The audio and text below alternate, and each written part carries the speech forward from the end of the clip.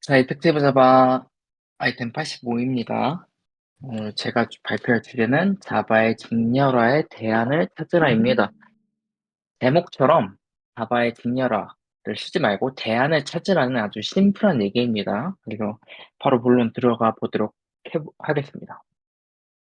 자, 그러면 자바의 직렬화 왜 쓰지 말라고 하는 걸까요? 자, 책에서는 직렬화는 위험하니 피해야 한다라고까지 얘기하고 있습니다. 왜 그럴까요? 핵심은 이겁니다. 사이버 공격에 이용될 수 있다입니다. 물론 저희가 보안에 대해서 집중적으로 공부하진 않지만 자바 직렬화를 쓴다면, 직렬화 혹은 역직렬화를 한다면 사이버 공격을 당하는 이유 정도는 알고 있어야겠죠? 그래서 두 가지 이유를 한번 살펴볼 겁니다. 자, 첫 번째는 역직렬화 폭탄입니다. 자, 일단은 어, 설명드리기보다는 예를 한번 바로 보여드리려고 합니다. 자, 밤이라는 메소드 안에 저렇게 구성이 되어 있는데, 자, 저 코드를 복잡하게 보실 필요는 없고요. 제가 그림으로 설명해 드리도록 하겠습니다. 자, 먼저 루트라는 셋을 하나 만들고요. 그리고 루트라는 참조값을 S1에다가 할당해 놓습니다. 그리고 S2라는 해시 셋을 하나 또 만들어 놨어요. 그래서 오른쪽 그림 같은 상황인데, 그 다음 반복문 안에서 어떻게 하고 있냐면, 자, T1과 T2라는 셋 두 개를 만들어 놓습니다. 그런 다음에 T1에다만 FO라는 스트링 값을 넣어 놓고요. 그런 다음에 그 만든 거를 각각 T1, 각각 S1, S2에다가 이렇게 넣어 놓는 상태인 겁니다.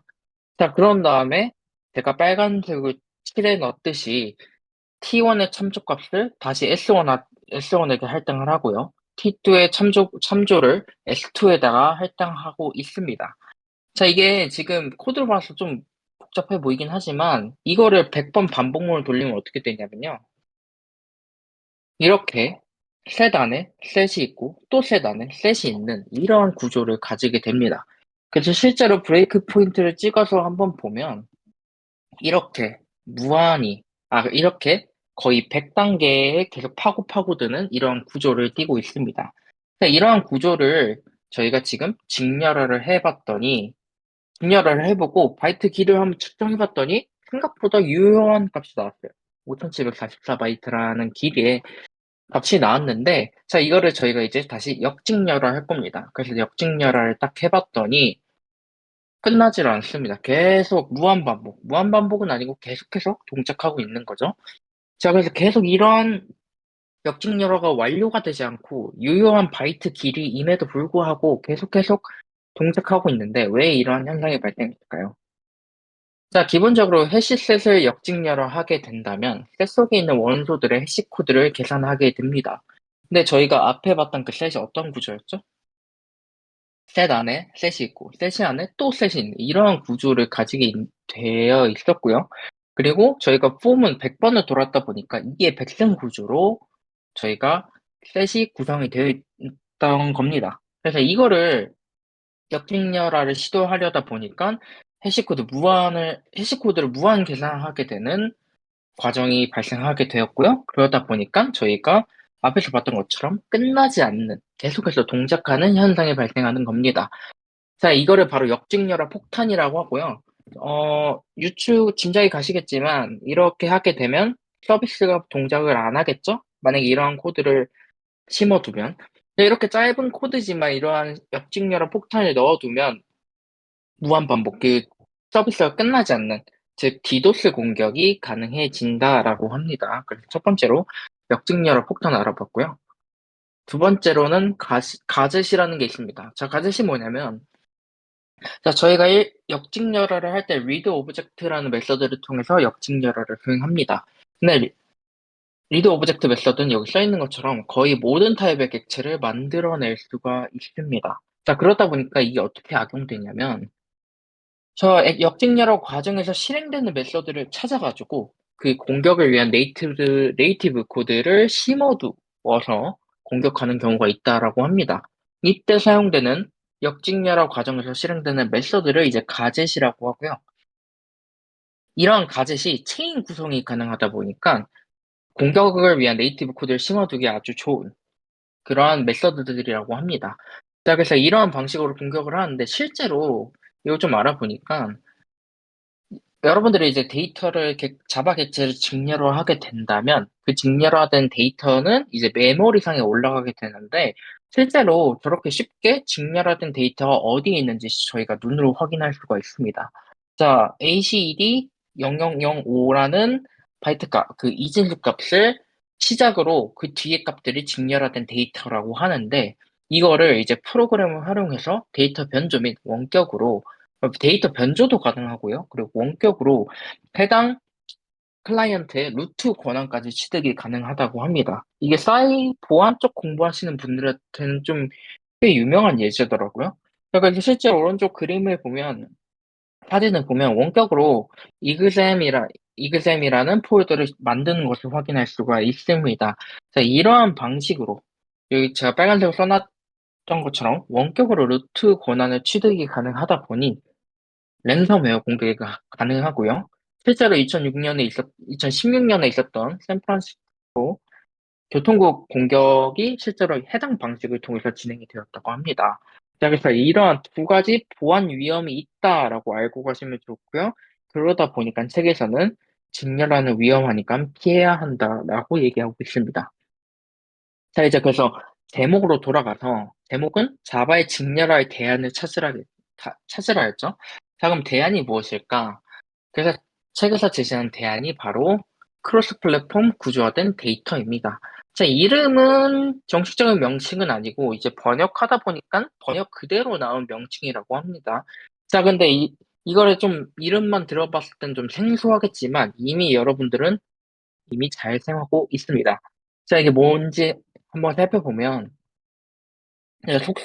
속성 값상의 집합으로 구성된 데이터 구조를 의미하고요. 대표적으로 이제 제이슨, 여러분들이 가장 많이 쓰고 있는 제이슨, 그리고 유명한 게 프로토 버프라는 게 있습니다.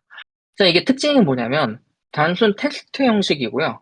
객체 스트림, 저희가 직접 직렬화하는 객체 스트림이 아닌 데이터 구조만을 나타내기 때문에 사이버 공격에도 안전하다라는 특징이 있습니다. 자, 그래서 제이슨은 여러분들이 너무 잘 아니까 그건 넘어가도록 하고 프로토버프에 대해 간략하게 한번 설명을 드리자면 프로토버프 같은 경우는 구글에서 개발한 거고요. 그리고 구글 서버와 통신하기 위해 만들어낸 데이터 구조라고 이해하시면 좋습니다. 그냥 특징으로는 이진 표현을 쓴다라는 게 특징이고요. 그러다 보니까 이제 대용량 데이터 처리에 매우 성능이 좋다라는 특징이 있습니다. 그리고 두 번째로는 스키마를 사용한다라는 건데, 이거는 한번 다음 예시에서 한번 그림으로 살펴보도록 하겠습니다.